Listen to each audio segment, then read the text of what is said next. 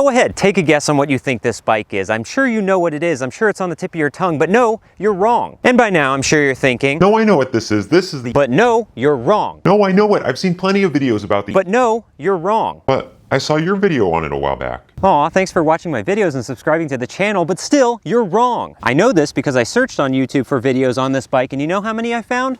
One. This one. Welcome to the CEMOTO Do3. Well, would you looky here, a big old box sitting in the garage waiting to be opened. Must be bike in a box day. And yes, this bike might look like a Yozma IN10, it might look like a Valtinsu EM5, it might even look like an Ionic Moto Alpha Mini, but this is very different. It says CEMOTO on the side. And no, I didn't write that, it was there the whole time. But who knows, maybe we're all prejudging. Won't know until we see this on its own two wheels.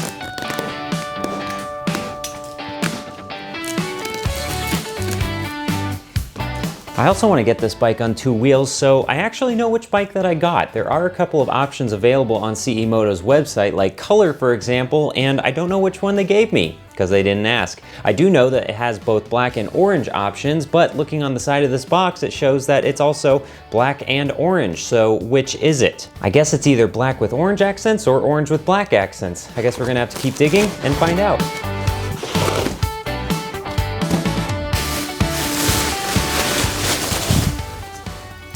Okay, now I know. And now you do too. It's black with orange accents, so I guess we can rope in the Tudio Salil 01 as a comparison as well.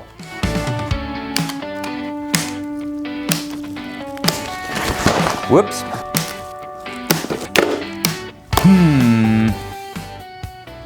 We might have a problem already. But I mean, it's bound to happen. I guess I'm a little lucky in the sense that this has really only happened 2 times now, I guess, with a bike in a box having missing or damaged parts, but it looks like this is that second time. So you can see on the left side here, this foot peg looks really nice, but on the right side, we have a Bluetooth foot peg and a little hole here, so it escaped somehow. I mean, I did manage to find these two pieces, the spring and the pin, so there is some remnants of that, but no foot peg to be found. I'm gonna keep digging, obviously, as we put this together. Hopefully it'll be found somewhere underneath all of this, but who knows? We might have to ask CEMOTO for an extra foot peg.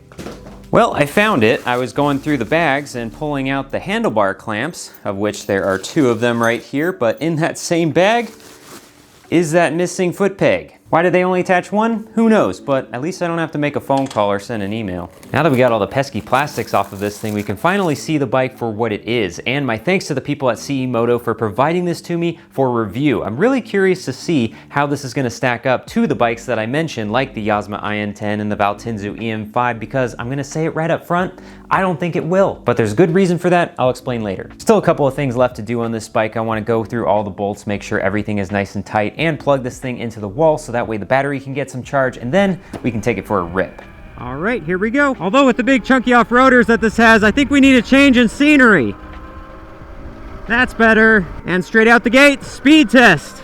Full throttle. 56, 57, 58, 60, 61, 62 and change. Coming around the corner, can it increase? I saw 63 there. And at 63.2, we are maxed out. Kilometers per hour, that is. Actually, I'm going to change the settings here really quick and just switch that to miles an hour. And we'll try it again. It's a slow start. It's very gradual, very forgiving. And I feel like it gets to that top speed and hangs there really quickly. And that top speed, at least according to this, is now 39.6, I think was the high that I saw. 40.1 miles an hour according to this speedo. However, that's just the speedo talking. This is notoriously overestimating, and so the lie detector, aka the GPS, says 34 miles an hour. So that is actually our top speed. I mean, it doesn't exactly feel that torquey when you go full speed, but at least it's got a little something to it. Let's do a brake check. 1, 2, 3, brake. Ooh, a little skid there, but it actually did pretty well. I mean, it's kind of nice that this little bike has legit brakes, like actual dirt bike brakes. It actually says DOT on the reservoir, unlike mineral oil, like all the other bikes in this category that have little tiny dinky mountain bike brakes, but it just says DOT, so I don't know what DOT that is. Is it 3? Is it 4? I guess it's better than baby oil. But even though this bike has legit options like those brakes, you can tell that they're kind of the cheapest version of those things, like their parts bin specials that you would find on Amazon or Alibaba or any of those cheap sites. I guess that's the trade-off. Do you want heavy-duty cheap stuff, or do you want dinky quality? Can you even get dinky quality? I don't really know. So who the heck are even CEMOTO in the first place? Well, it looks like they're an electric bicycle manufacturer and they've thrown out their first dirt bike offering. Seems to be a theme lately. But it's shocking how similar this bike is to several other bikes that we've seen on the market for a couple of months now, and I can't get over the fact that this can't outperform those bikes because this is those bikes. This is a Valtinsu, this is a Yozma, this is a Throne. And I'm not just saying, oh, look how similar they are to the others. No, they are literally all the same bike. These are made in the same factory, they have the exact same frame numbers, and they have the exact same battery model numbers. Potato, Patinzu. But back to the trail. Let's see how it does on the rough stuff. Oh, it's struggling up the rock hill. There we go, now we can pick up some speed. Maybe I'm just spoiled having had 60 volts and 72 volts. This is the first 48 volt that I've ridden on in quite a while, so now the relative speed, this just feels kind of leisurely, even though any chance I get, I'm full throttle. And despite feeling like, for lack of a better term, crashy over the rough stuff, the suspension on this actually feels really, really good for what it is. I know this is the smaller fork, it's 39-42 millimeter, but when you compress it, even someone as heavy as myself, it feels really good, it's well damped, it's actually pretty solid. And despite the quote-unquote crashiness, the rear actually feels really good as well. I took a look at it, and it actually looks like it's got a progressive spring, so it's coiled a little tighter at the top. So it feels pretty good despite the noise and despite the sound this thing is making. I don't know if my mic is going to pick it up or not, but whenever I let off, it feels like something's kind of rattling in here. I don't know if there's something loose or what's going on. Well, it didn't take very long. I think I found what that rattling noise is, and it's this mud guard because, as you can tell, it's very loose, it's very floppy, and it's just kind of on its own here. You can even see that it's been rubbing on the tire here, probably when I sit down and compress the rear suspension. So I think that a better fix for this would be to actually have a hole cut in this where you can actually mount it on the bottom of the shock. My Mototech does this, and I'm surprised that this one didn't do that as well. And while we're at it, I guess we can go over a couple other things that I'm not 100% on, that I'm kind of on, like the seat, for example. Although this is a general complaint with all of these bikes because all of them are 2x4s. You can actually put the key in the side here and it tilts up to the top so we can see all the battery and things inside there. We'll get into that a little bit later on. But with the seat here, you can see that it's not exactly the thickest and plushest of things, and because me being 6 foot tall, I need to sit a little further back than you normally would, and right about here, yeah, that's where there's plastic right up behind that. Not the best. I guess another thing that I can touch on, which has to do more or less with the universalness and cheapness of this bike, is the display itself. This display is very, very common. Not only is it on like every electric dirt bike that I own, but it's also on bicycles and scooters, because when you turn it on, you can see on the display there's this little number and it says PAS, which is pedal assist system, which this bike doesn't have any pedals. Not only that, but it defaults to 0 when you turn on the bike. So if I want to turn this on, put the key on, ready to go, nothing.